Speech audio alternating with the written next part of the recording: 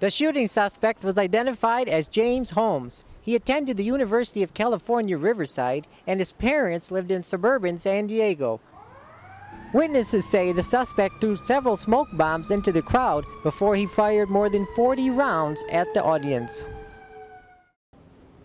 It was a long journey from San Francisco to LA, and as of today, the USS Iowa is now open to the public. The nonprofit Pacific Battleship Center raised $9 million to bring the ship to LA. The Los Angeles Kings have finally won the Stanley Cup after a 45-year drought. So let's find out what the fans are saying. An estimated 250,000 people line the parade route along both sides of Figueroa Street and in front of the Staples Center.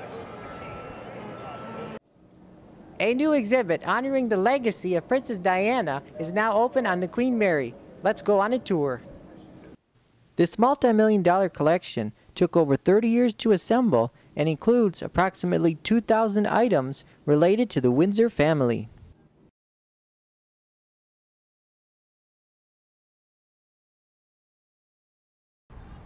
"12 people are dead, more than 70 are injured." That's the story out of a movie theater in Aurora, Colorado. Now let's find out what moviegoers are saying here in Southern California. The shooting suspect was identified as James Holmes. He's a graduate of the University of California, Riverside, and his parents live in suburban San Diego. What are your thoughts on the shooting today? Oh, it's horrible. I can't believe that somebody did that because of a Batman movie. Yeah. Okay. Now, will you be doing anything different here at the movies? No, I don't think that you can get too paranoid because there was one person who did something crazy somewhere far away. It's unfortunate, and I hope it doesn't happen here, but you can't just change the way that you live because of somebody doing that. Although Holmes was living in Colorado, police say he had Tennessee license plates on his vehicle. Any changes being made since yesterday's incident? Well, of course, we always have security here at the theater and taking care of our patrons, but today we did have extra. I mean, we're watching people that are coming in, not allowing, people to wear costumes and masks today, heightened security at the door. Both Banning and Beaumont Police have been here each show just to investigate the auditorium, check exits, check the lines, and they keep popping back and forth. So we are taking extra precaution in these hard times. Witnesses say the suspect threw several smoke bombs into the crowd before he fired more than 40 rounds at the audience. What are your thoughts on the shooting? Well, it's very upsetting. I think about the family and the children that were hurt. Really, my heart grieves with the families, of the lost and those who have been injured. It upsets me. I mean, first off, what happened? How did he get inside the theater the way he did? And the fact that, I don't know, thoughts come to my head, why would he do something that way he did? The incident, which took place early on Friday morning, is being called the worst one-day shooting in America's history.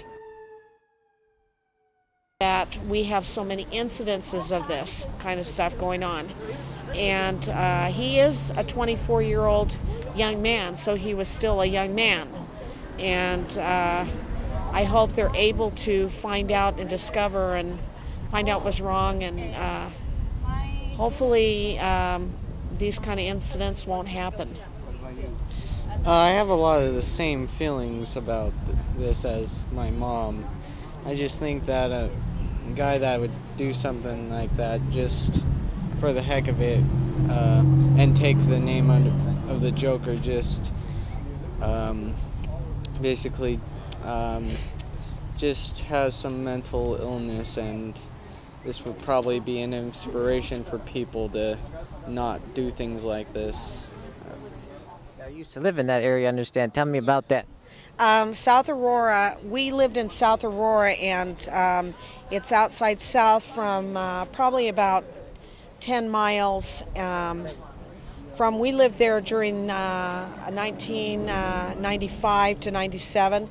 It is a great community, very nice community, and probably generally just regular people, are there.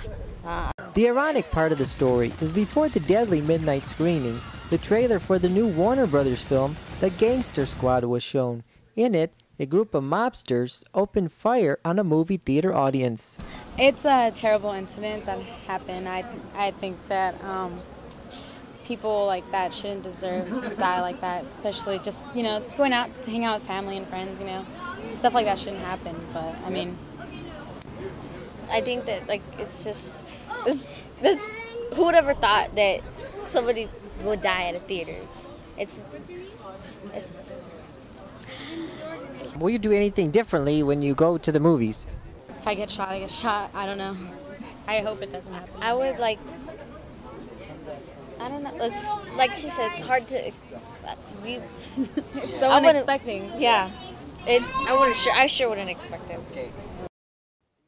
It all happened during a midnight screening of the new Batman film, The Dark Knight Rises. I don't think anyone should really too much freak out, but I do appreciate all of the cops being here and whatnot. That's a good idea, just in case if someone does want to be crazy about it. They should honestly check people, like little metal detector thingies, just to be on the safe side. Definitely would work out. All right. So you guys are obviously here to see The Dark Knight? Of course, of course. I'm all prepared for it. I'm all ready. Oh, excellent. Even with my little Batman bracelet on, I'm all prepared. I'm ready. So after the news, will you still be going to the movies again after today? Yes, of course. I love the movies. I'm saying it's not Colorado. It's the movies. Yeah. Just because one person was crazy, don't blame the whole world for one person. You know what I mean? All right. Just like in the first Dark Knight, some people just want to see the world burn. Oh, really? Oh, that's all. I know. Operators of movie theaters across the country are taking extra precautions to prevent an incident similar to the mass shooting in Aurora, Colorado. The shooting suspect was identified as James Holmes. He attended the University of California, Riverside, and his parents lived in suburban San Diego. Reporting from Banning, California, I'm Jason Rzucidlo for AmericaJR.com.